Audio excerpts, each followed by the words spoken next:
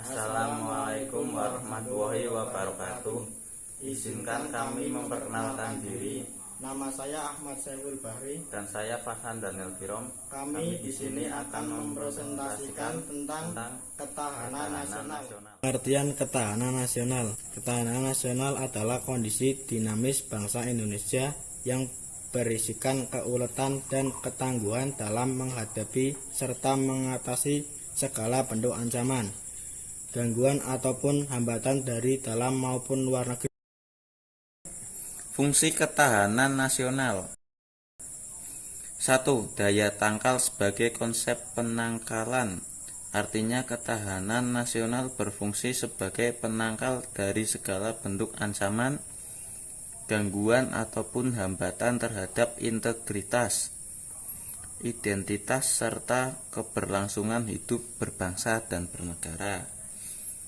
2. Ketahanan nasional sebagai pengarah. Artinya ketahanan nasional berfungsi untuk mengarahkan potensi kekuatan yang dimiliki bangsa Indonesia dalam bidang ideologi, politik, ekonomi, sosial, budaya, pertahanan, serta keamanan untuk mencapai kesejahteraan hidup masyarakat Indonesia. 3. Pengarah dalam penyatuan pola pikir,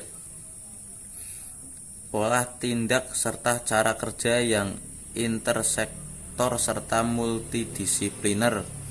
Hal ini bisa dicapai bangsa Indonesia lewat kebijakan yang dibuat pemerintah dan menerapkannya dalam kehidupan berbangsa dan bernegara agar masyarakat dapat hidup adil dan makmur. Unsur-unsur ketahanan nasional. 1. Penduduk. 2. Wilayah. 3. Sumber daya alam. 4. Ideologi. 5. Politik. 6. Ekonomi. 7. Sosial budaya. 8. Pertahanan dan keamanan. Jenis-jenis ancaman ketahanan nasional. 1. Ancaman militer dalam negeri. Ancaman militer dalam negeri adalah bentuk ancaman yang datangnya bersumber dari pihak internal atau dari dalam negeri. 2. Ancaman militer luar negeri. Ancaman militer luar negeri adalah bentuk ancaman yang datang bersumber dari pihak eksternal atau dari luar negeri. Bentuk-bentuk ancaman militer. 1. Agresi. Agresi adalah ancaman militer yang menggunakan kekuatan bersenjata oleh orang lain terhadap suatu negara. 2. Invasi. Invasi yaitu suatu serangan yang dilakukan oleh kekuatan bersenjata dari negara lain terhadap wilayah NKRI. 3. Bombardemen. Bombardemen adalah suatu penggunaan senjata yang dilakukan oleh angkatan bersenjata dari negara lain terhadap NKRI. 4. Blokade. Blokade merupakan kegiatan penghambatan yang biasanya dilakukan di daerah pelabuhan atau pantai atau wilayah udara NKRI oleh angkatan bersenjata negara lain. 4. Espionase.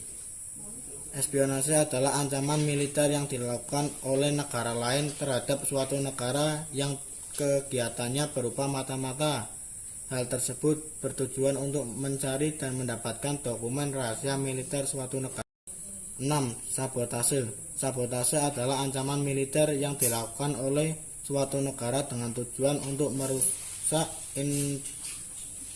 instalasi militer dan objek vital negara.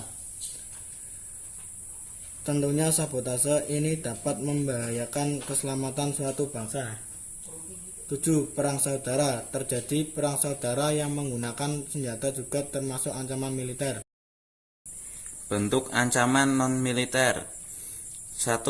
Ancaman berdimensi sosial budaya berupa isu-isu mengenai kemiskinan, kebutuhan, keterbelakangan, serta ketidakadilan yang menjadi dasar timbulnya konflik vertikal antara pemerintah pusat dengan pemerintah daerah, beserta konflik horizontal yakni suku, agama, ras, dan antar golongan. 2. Ancaman berdimensi teknologi informasi. Kemajuan akan ilmu pengetahuan dan teknologi yang berkembang dengan sangat pesat serta memberikan manfaat yang sangat besar bagi seluruh masyarakat, namun kejahatan juga terus mengikuti perkembangan tersebut. 3. Ancaman berdimensi keselamatan umum. 3. Ancaman berdimensi keselamatan umum bisa terjadi karena bencana alam, misal gempa bumi, gunung meletus, dan tsunami. Ancaman yang disebabkan oleh manusia, misal penggunaan obat-obatan dan penggunaan bahan kimia, pembuangan limbah industri, kebakaran, hingga kecelakaan alat-alat transportasi. Sifat-sifat ketahanan nasional: 1. Mandiri, 2. Manunggal, 3. Dinamis, 4. Wibawa, 5. Konsultan dan kerjasama. Asas-asas ketahanan nasional: 1. Asas kesejahteraan dan keamanan, 2. Asas mawas keluar dan ke dalam, 3. Asas kekeluargaan, 4. Asas komprehensi integral.